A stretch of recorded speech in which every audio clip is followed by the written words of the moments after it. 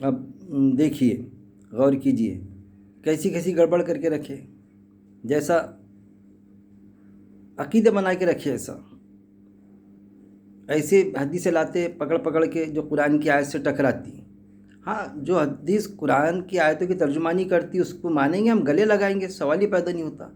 لیکن اب کوئی حج کو جاتا تو حج کا اس کے ذہن میں رہتا کہ بھائی میں حج کو گیا نا، تو اب میں ایسا ہو جاؤں گا حج کرنے کے بعد میں جیسا ماں کے پیٹ سے بچہ پیدا ہوا۔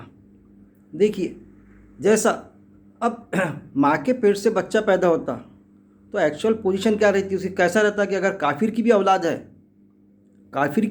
ہے، تو وہ جنتی ہے۔ کٹر دشمن مسلمانوں کا اس کے پیٹ میں کوئی بچہ پیدا ہوا تو جب تک کہ وہ بالغ نہیں ہوتا، وہ جو معصوم بچہ ہے تو وہ تو جنت میں جائیں گا نا۔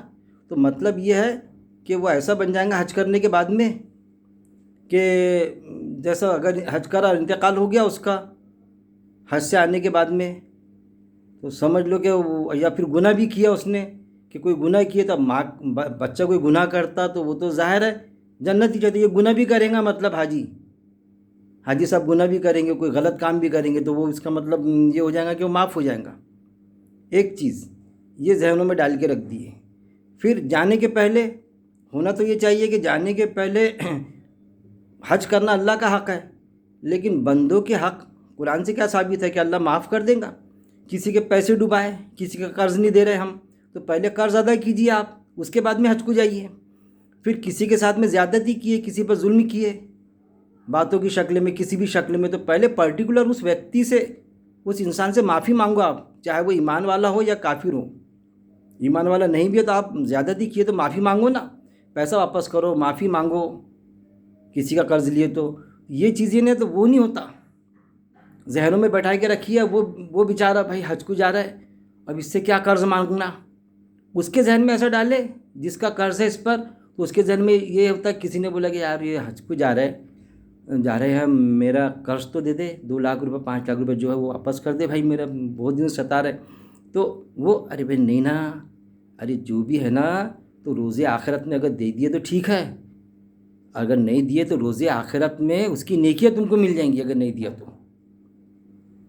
یہ ایسا کر کے اس کو سمجھا دیتے، جیسا بچوں کو کہتا چاکلیٹ دے کے سمجھانا، ایسا چاکلیٹ دے دیتے اس کو، اور قرآن سے ثابت کرتے کہ جو مرا نا، تو یہ بھی سمجھ لیجیے اب کہ جو مرتا تو اس کی روح اگر نیک رہا تو سلام کر کے فرشتے نکالتے ہیں، اگر بد رہا تو جھنجھوڑ کے نکالتے، سلام کر کے نکال کے روح جاتی علیین میں، جھنجھوڑ کے نکالے تو روح جاتی سجین میں۔ سیدھا مسئلہ ہے۔ اب وہ جس کو سلام کر کے فرشتے نے روح نکالا، جو جنتی تھا، اب اس کی نیکیاں سب لے لیے لوگوں نے اپنی کہ اس نے کسی کے ساتھ، بندوں کے ساتھ میں کچھ کیا تھا تو وہاں پر یہ بتاتے کہ اس نیکیاں سب لے لیں گے، تو اب اس کی نیکی ختم ہو گئی، تو ختم ہونے کے بعد میں پھر بھی کسی کا حساب باقی ہے تو وہ اپنے گناہ اس پر لاد دیں گا، مطلب جنتی کیا ہو گیا، دوزخی بن گیا۔ اور کوئی دوزخی ہے جس کے جھنجھوڑ کے روح نکالا تھا فرشتے نے، تو اس کو کسی کے بندوں کے کسی نے اس کے ساتھ کوئی سلوک کیا تو سب کیا اس کو نیکی ملتے گئی، تو وہ دوزخی کیا بن جائیں گا، جنتی بن جائیں گا۔ ایسا ہوگا؟ ایسا ہمارے کانشس کو پڑتا؟ ایسا ہو سکتا؟ اللہ ایسا ضابطہ بنائیں گا؟ جبکہ یہ بتاتے کہ وہاں ایک سبحان اللہ بولنے کا بھی حکم نہیں ہے کہ ایک سبحان اللہ کی بھی کوئی نیکی مل جائیں گی۔ پھر باقاعدہ قرآن کی آیت ہے، یہ قرآن میں مینشن ہے کہ وہاں عمل کی تجارت نہیں ہوگی، یہ جو عمل کیے تم نے عمل، تو وہاں کوئی تجارت نہیں چلیں گے، ایسی لین دین، لیکن ثابت کرتے نیکیاں مل جائیں گے۔ کون ثابت کرتے؟ ذمہ دار قسم کے لوگ، ذاکر نائک صاحب جیسے ثابت کرتے کہ بھائی لوگ میرے ساتھ میں سلوک کر رہے ہیں یہاں پر، تو میرا کیا بگڑا، میرے کو یہاں سے وہاں جانا پڑا، یہ تو ان کی جو نیکیاں ہے اللہ میرے کو دے دیں گا وہاں پر روز آخرت میں۔ یہ کوئی باتیں ہیں؟ اور پھر اسی لیے اللہ نے قرآن میں فرمایا کہ ہماری آیتوں کی تحریف کرتے، تکذیب کرتے، کچھ لوگ تو تکذیب کرتے، جھٹلاتے، اور کچھ ذمہ دار قسم کے لوگ آیت کے رخ کو، اس کی روح کو موڑ دیتے، اس کی کیا کرتے، تحریف کر دیتے، اصل میں اس کی جو اصل مقصد سے موڑ کے رکھ دینا اس کو، اور کس مادھیم سے، حدیث ادھر ادھر سے پکڑ کے لاتے، اس میں چپکاتے، اس کو ٹرن کر دیتے۔ تو ایک عام انسان کیا کرے؟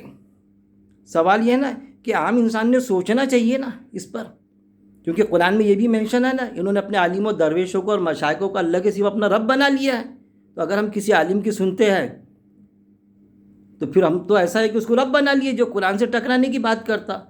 اب قرآن میں بتایا نا اہل عقل نصیحت حاصل کرے، کئی مقامات پہ عقل کو کلک کیا اللہ رب العزت نے کہ کیا تم عقل سے کام نہیں لیتے. تو اس چیزوں کو سمجھنا چاہیے کہ اللہ کا تقاضا یہ ہے کہ ہم شعوری مسلم بنیں. اللہ سے دعا ہے کہ اللہ رب العزت قرآن کو پڑھ لیں. اب پڑھنا تو ایسا ہے کہ بس عربی پڑھ لیتے، کسی کو بولو کہ بھائی کیا سمجھے تو نہیں میں نے وہ تلاوت کرا نا، روز 2 رکوع کی تلاوت کرتا ہوں. ارے بھائی اس میں سمجھے کیا؟ تو عربی کو پڑھنے، قرآن کو پڑھنے، اس پر سمجھنے، اس پر غور و تدبر کرنے اور اس پر عمل کرنے اور موت تک اس پر جمع رہنے کی میرا مالک توفیق دے. وآخر الدعوانا ان الحمد للہ رب العالمین.